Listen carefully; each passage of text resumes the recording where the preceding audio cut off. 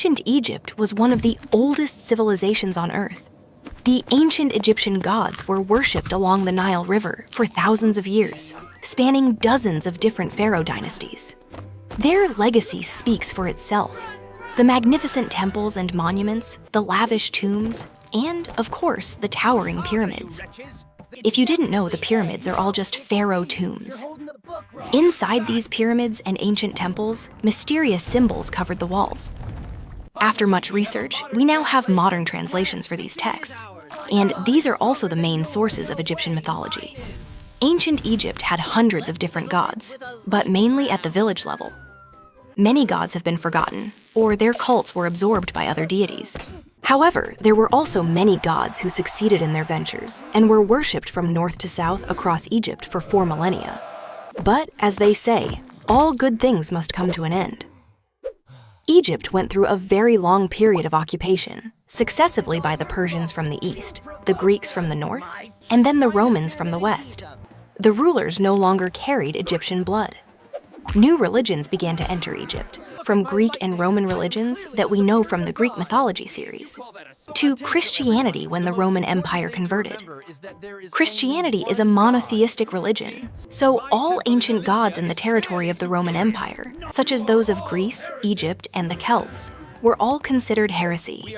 Ancient religious temples were destroyed or converted into Christian churches. Old legends gradually fell into oblivion. The number of Egyptians abandoning the old faith increased daily, until the day the Philae Temple in southern Egypt closed. That was when the Egyptian gods lost their last followers. But the domination of Christianity did not last long. The Arabs conquered Egypt and brought Islam, basically an Abrahamic religion in the same system as Christianity, meaning they worship only one god. Centuries passed. The dream of the ancient Egyptian gods rising again became increasingly faint, if not impossible, because in modern Egypt now, people follow Islam and speak Arabic. More and more temples were destroyed. No one could read the ancient writing in them anymore. The myths and legends about the gods who once ruled Egypt only came alive again when ancient relics were excavated, and ancient Egyptian language and writing were researched and reconstructed. But also because of this, the sources of Egyptian mythology are not many, and the content will be contained in just this one video. But of course, we still have a long journey ahead. The history of ancient Egypt is divided into many different periods, including periods of unification and periods of decline. That is, the period of invasion mentioned above. During the unification period, there were several notable subperiods. The most prominent is the Old Kingdom, the period with the oldest relics, such as the pyramids at Saqqara and Giza.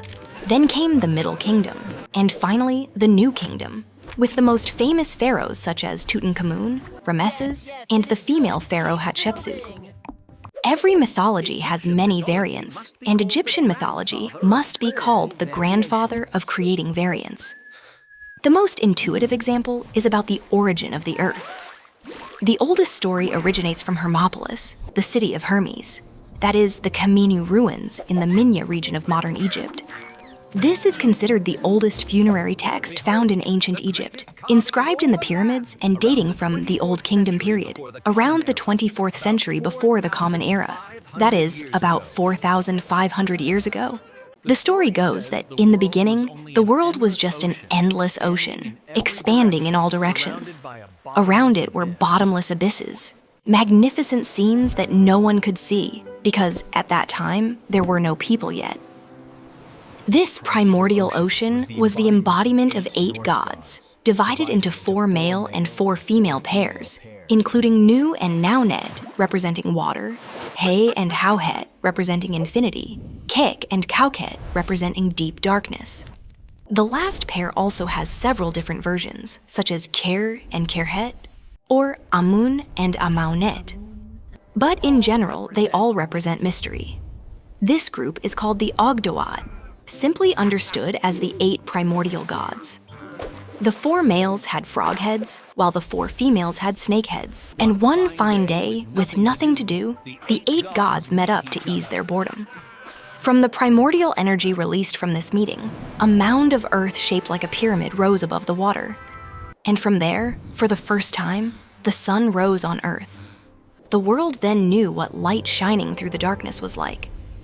But this story is not unique. Just as besides the term Ogdoad, we also have the term Ennead. In Greece and Rome, it simply means a group of 9 people. But in ancient Egypt, it was used to refer to a group of 9 primordial gods. And this is a different group that has nothing to do with the group just mentioned above. This legend is famous through the story recorded from Heliopolis, the city of Helios. That is the Yunu ruins in the Cairo area today. According to this tradition, Atum is often described as the sun, while the remaining 8 gods represent different aspects of life. When the earth was still a primordial ocean, Atum already existed within it. Atum was initially just a thought, a potential that could happen. After millennia of existence, Atum was finally formed into shape. When the pyramid-shaped mound rose above the water, Atum was already squatting on it. Atum is the only god with the ability to self-reproduce, by separating elements from his own being to create new gods. First was Shu, the god of air, and Tefnut, the goddess of moisture, rain, and wind. Shu and Tefnut then married each other and gave birth to the sky goddess Nut and the earth god Geb. Nut and Geb also married each other and gave birth to Osiris, the god of agriculture and reproduction, Isis, the goddess of maternal love, Set, the god of chaos and dark things, and Nephthys, basically Set but female. Atum, along with the 4 couples that followed, became the 9 primordial gods, commonly and widely worshipped throughout Egypt, or at least in some important cities. Because, as mentioned, every city in Egypt had its own god, like the city guardian spirits in America. Each god was related to a concept or natural phenomenon. So, in general, this is also basic. It is the same everywhere. What cannot be explained, people attribute to the saints and gods. However, the Egyptian pantheon system is a bit difficult to understand due to the diversity of variants about the gods, as well as their fickle rise and fall in ancient Egyptian society. Therefore, first, let us talk about one of the most prominent gods, which is Osiris. Osiris is often depicted as a mummy god, wrapped in bandages around the body, only showing the green skin, hands, and face. But the truth is that originally Osiris was not like that. Because once upon a time, very long before the pharaohs ruled the entire Nile Valley, Osiris was king of all Egypt, ruling over all gods and people. This is one of the oldest and most common myths in Egypt, existing since the 20th century before the Common Era, that is more than 4,000 years ago. Of course, there are many variants depending on the period and region, but the most common is that Osiris married his sister Isis. From the beginning, Osiris was the most brave, dedicated, and important god in Egyptian mythology. The cult of Osiris expanded even outside the borders of Egypt. During the Greek and Roman period, Isis was the embodiment of the traditional virtues of a wife and mother, and was later often identified with Aphrodite, the Greek goddess of love and beauty. Before losing ground to Christianity, Isis was one of the last gods, if not the last, of ancient Egypt to still be worshipped. The Delta and fertile Nile Valley, ruled by Osiris and Isis, prospered brilliantly. Crops developed, there were many animals to hunt, and the people ate well and dressed well. However, in the barren desert surrounding it, things were not so pleasant. During the day, it was burning hot. At night, it was bone-chilling cold. There were no animals to hunt except hyenas and scorpions. And ruling this land was Set, the younger brother of Osiris and Isis. In Egyptian mythology, Set is the closest image to a villain. Set is the god of violence, chaos, and dark things. He is Osiris's annoying younger brother, but unavoidable. Often depicted as a beast or a person with an animal head, usually a dog, a fox, or something similar. Many people believe that this animal does not really exist and is simply a mythical creature. In general, Set is quite strong, and the relationship between the brothers Set and Osiris was not good. And probably because of the harsh desert weather, Set became increasingly violent and bad-tempered, and kept plotting to one day seize all the land of his older brother. One day, Set lurked, caught, and killed Osiris. Set knew that his sister Isis was also strong in magic and might be able to revive Osiris or something similar. So Set chopped Osiris into pieces and scattered the fragments all over Egypt. After that, he properly seized the throne and began a terrible dynasty. Isis had to hide and begin the journey to find her husband's body, going from the delta in the north to the cataracts in the south of the Nile, from the Red Sea in the east to the Libyan desert in the west. Going on and on, finally Isis found all the body parts and began assembling them. Thanks to the help of the gods who had sympathy for Osiris, such as her sister Nephthys, who still helped Isis despite being Set's wife, and Anubis, the jackal-headed one, the lord of Duat, the world of the dead in Egyptian mythology. Together, they assembled Osiris and wrapped the body with white sterilized linen cloth. But Set was a bit too thorough. Isis was skilled, but did not have the spell to resurrect. Osiris's soul was stuck between the worlds, unable to reach the underworld because he had not been buried properly. Restoring the body intact also helped Osiris's soul avoid wandering. But to be able to reach Duat, he must be buried, and Isis alone could not organize the ritual herself, so she had to hide her husband's body and wait for an auspicious day. But there was a twist. Although unable to resurrect him permanently, Isis could summon her husband's soul back for a short time. And Osiris came back to life for one night before Isis took his body to hide, and only in that one night they successfully conceived. With her pregnancy, Isis had to hide and flee, because Set was still hunting for Isis when he heard the news that Osiris's body had been restored. Isis had to run far and wide to be able to give birth and raise Horus. And Isis became the image of the most wonderful mother in mythology, both dedicated and brave, sometimes rather fierce to be able to protect her son, but also extremely sweet and caring, teaching her child. For many years, mother and son escaped from a series of monsters, Set's henchmen. Horus grew stronger and braver as he grew older. Being the son of two gods, of course Horus was also a god. And since his father Osiris had ruled on Earth, Horus became the god of the sky. And probably because he had a bird head, Horus could fly. Horus had eyes as sharp as an eagle, shining like stars. The two eyes of Horus were the moon and the sun shining equally. With these eyes, Horus could see everything extremely clearly. In general, the eyes of Horus are quite beautiful. All the gods knew that one day Horus and Set would fight each other to claim the throne, because the purpose for which Horus was born was to overthrow his uncle and avenge his father. These two uncle and nephew fought earth-shatteringly for several years, but neither could gain complete advantage. In some variants, the battle between Horus and Set no longer had a physical nature, but rather they brought each other out to accuse before the Council of Gods. In one battle, Set punched Horus in the eye. Horus had to run to the god Thoth for treatment. Thoth is an ibis or baboon-headed god. He is a god of wisdom who invented language and writing, an advisor to the gods, as well as a guardian of documenting texts. He is like a librarian. Although said to have extraordinary knowledge and very skilled at magic, Thoth could only partially cure the injury, but could not completely heal it. From then on, Horus's moon eye was less bright than his sun eye. But in the end, Horus defeated Set, drove his uncle back to the desert, and became the successor of Osiris. After ascending the throne, Horus organized a funeral for his father. Horus ruled Egypt and became king of the living, while Osiris ruled Duat, becoming king of the dead. Horus ruled for a long time over many generations of people. After that, he was succeeded by the first pharaoh dynasty of Egypt. This means that the ancient Egyptians considered the pharaohs to be direct descendants of Horus. Returning to Osiris, although he is king of the dead, in reality he is extremely benevolent. Osiris is responsible for regenerating life on Earth. More clearly, that is bringing people's souls to reincarnate and being responsible for planting, like plants and such dying, and then being revived.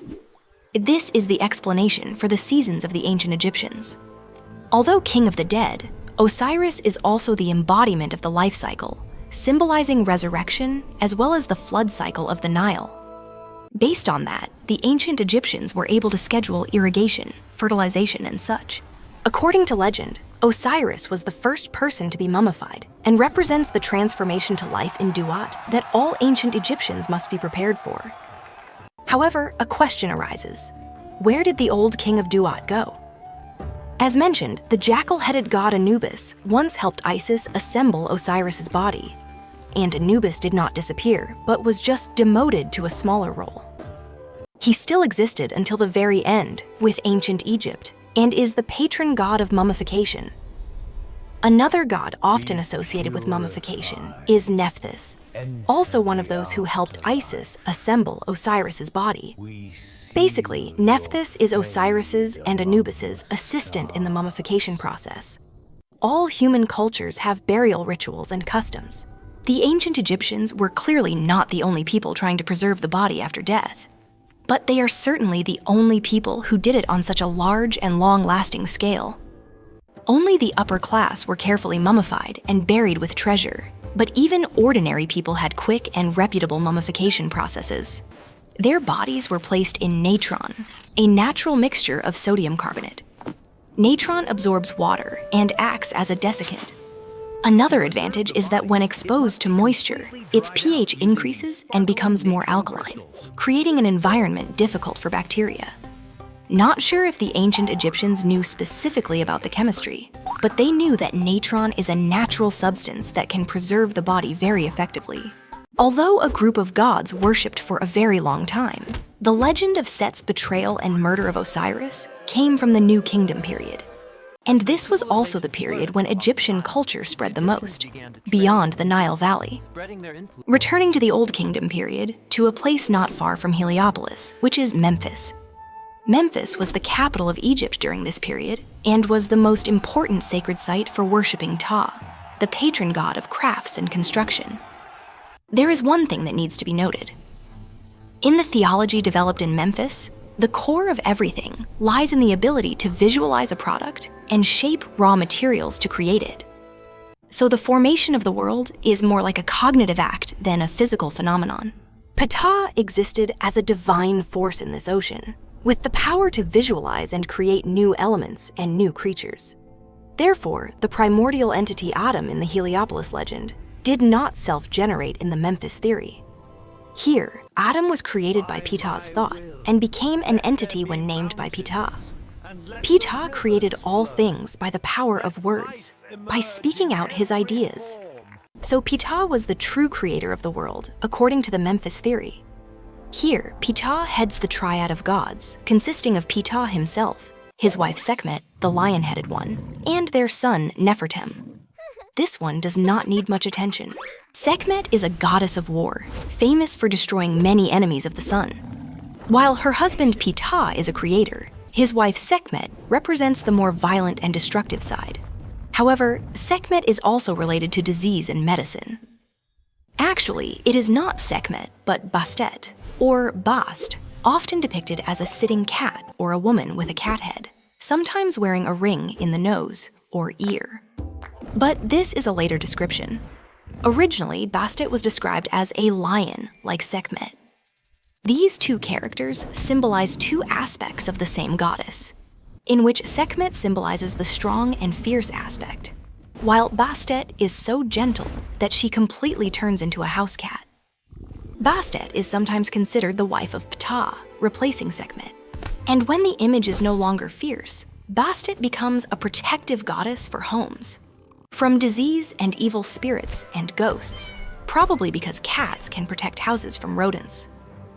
Another important goddess I want to mention is Hathor, often depicted as a cow or a woman with a cow head. More humanly, she is a woman with cow horns. Hathor is associated with maternal love and fertility. She protects women during childbirth, and is also invited to funeral rites as the entity welcoming the dead on their journey to the underworld. Sometimes Hathor is considered the wife of the sun god Ra. This makes Hathor naturally become the mother of the Pharaohs, representatives of the gods who remain to rule on Earth. You can see that the boundaries between gods become blurred. because sometimes Hathor is also considered the mother of Horus, that is, identified with Isis. However, in reality, it seems more like the opposite, because Hathor appears in descriptions from very early, as far back as the 3rd millennium before the Common Era. Later, she became one of the most important goddesses of the Old Kingdom period, thanks to the patronage of the Pharaohs. Hathor always maintained her importance, but when it came to the New Kingdom period, the Pharaohs tended to replace Hathor with Isis, and therefore it is actually Isis who should be identified with Hathor at that time. The capital of Egypt had moved to Thebes in the Luxor area today. Actually, that is the name the Greeks gave it. Egypt called it Bastet. So from now on I will call it Bastet, so it is less confusing. The god worshipped in the local area of Bastet was Amun. Amun was an ancient god, one of the group of 8 original gods worshipped in Hermopolis. The cult of Amun had traveled to Bastet, a secondary city from the Old Kingdom period. Until the 16th century before the Common Era, Egypt was occupied by a foreign dynasty from the east called the Hyksos. In general, the Hyksos replaced the Pharaohs, but their power was only strong in Lower Egypt in the north. In the Upper Egyptian provinces, the local rulers had a certain independence. At the end of this intermediate period, the leaders in Bastet drove out the Hyksos, reoccupied and unified Egypt, beginning a period of revival and expansion called the New Kingdom. In the following 255 years, Egypt reached an unprecedented level of wealth and influence. This was the time when the tombs in the Valley of the Kings were built. The Karnak Temple in present-day Luxor had turned into a huge complex. And along with the pharaohs, the followers of Amun became a significant force. They owned land, collected taxes, and had great political power. Amun was also credited for this victory. He rose to become one of the most important gods in Egypt, even absorbing some other gods. Followers of Amun asserted that those gods were just other versions of Amun, that Amun was the mysterious force behind everything. In general, the Bastet theory changed Amun into the most important person in creating the world. The other 7 were just aspects of Amun. However, although Amun was the initiator of creation, the true nature of Amun was inaccessible and invisible to other gods. In general, the followers of Amun created a whole new level for Amun to rise above other gods. Before Amun, no god had achieved such power. This may be one of the reasons why Pharaoh Akhenaten appeared during the New Kingdom period, because he opposed the cult of Amun and had a new capital built at Amarna. But after Akhenaten died, the capital was moved back to Bastet. In general, Akhenaten tried to replace Amun with the sun disk Aten. Aten was not a new invention. It was the name given to the solar disk and was an aspect of the sun god. To simplify, this was just a revolution to change the name of the supreme god from Amun to Aten. And this revolution failed. People still followed the old way. Amarna collapsed within a few years after Akhenaten's death. Traces of the heretic pharaoh were erased from the official list. His capital Amarna was completely abandoned. And Amun continued to be widely worshipped throughout Egypt, even absorbing another important god, Ra. After that, Amun was also called Amun-Ra. And this is when things get a bit complicated, because Ra is also a sun god with a bird head like Horus, and also extremely important in Egyptian mythology. It is told that Ra sailed a boat across the sky every day, and when reaching the far west of the sky at sunset, Ra began crossing through Duat to return to the east to start a new day. Every night, Ra also had to fight with the giant serpent Apophis. Depending on the period and location in Egypt, Ra sometimes also represented different aspects of the sun. For ancient Egyptians, this was not a big problem. Ra is the midday sun, not the sun in general. There is another god for the sunrise. The way ancient Egyptians viewed theology is still very mysterious. Perhaps it is complex and spiritual, symbolic, more than conceptual. Many gods are not separate entities, but rather the same primordial force that has spread widely, as we have seen in the creation myths. According to this, the gods are intermediaries, a way for humans to access and worship greater forces that they cannot understand. Therefore, Ra can easily be combined with other gods, such as Horus or Amun. Ra is also one of the popular creator gods in Egypt. After creating, Ra reigned on earth as king of gods and people. That was a period of wealth, unity, and stability, a golden age never before seen. But this existed only because Ra played the card of absolute justice. Although the world was protected from chaos, it also had to face many dissatisfied gods. Ra successfully suppressed the rebellion with the help of Thoth. However, the matter did not stop there. The Eye of Ra also rebelled. The Eye of Ra can function independently and take the form of a goddess. The story is that the Eye of Ra was sulking about something, so it left Ra and left Egypt too. If Ra lost his eye, he would be completely blind, causing the land to be affected. No water, so plants could not grow. No light, so day became like night. Thoth later persuaded the Eye of Ra to return to Egypt, and this return re-established order and brought back life. The Nile waters rose, sediment deposited fertile silt. In general, just like Persephone with Demeter, every year when the Eye of Ra returns to Egypt, it is the flood season, and when the Eye of Ra leaves, it is the dry season. Ra's job of maintaining order for the world is a 24/7 job, but the gods turned their backs on Ra. The Eye of Ra also turned its back on Ra. And now even humans are plotting to turn their backs on Ra. Ra discovered it and sent the Eye of Ra to punish those who plotted rebellion. The Eye of Ra killed very many people, almost genociding humanity. But Ra did not want his creation to be destroyed. But the Eye of Ra had already tasted blood, so no one could stop it. Therefore, Ra had to use dye to color beer red, then distribute it everywhere. The Eye of Ra thought it was blood, rushed in to drink it up, and then got so drunk that it passed out. Thus, humanity escaped disaster. But Ra had become more cautious about ruling the earth and decided to leave for the sky, beginning the journey of going out in the morning and returning to Duat in the evening. That is the story of day and night according to the legend of Ra. When Ra abandoned the earth, the other gods also followed. And so the age of the gods ended. The earth was left to humans. In the new cycle beginning, the gods from then on only intervened at the right time and place, and ruled Egypt through the Pharaohs. In general, when the gods left, humans also lost their innocence. They blamed those people who plotted against Ra. And so humans gradually also came to know war, and more people began the journey to the world of the dead. The ancient Egyptians thought a lot about death from a very long time ago.